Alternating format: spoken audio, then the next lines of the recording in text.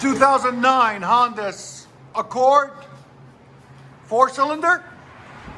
Still got all the stock converters, one on the manifold, one on the bottom, secondary. Did a resonator delete and a muffler delete. Put a 3-inch blue flame tip right there. Let you guys hear it in a second. This is what we took off right there, muffler and resonator.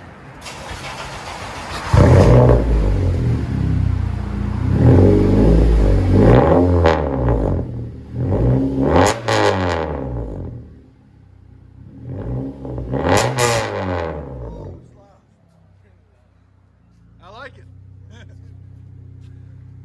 The louder the better.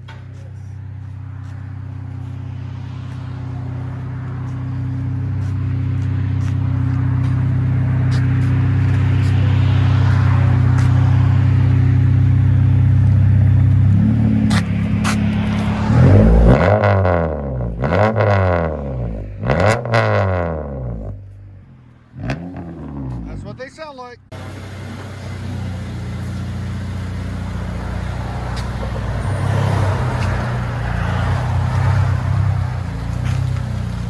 It is a 4-cylinder too.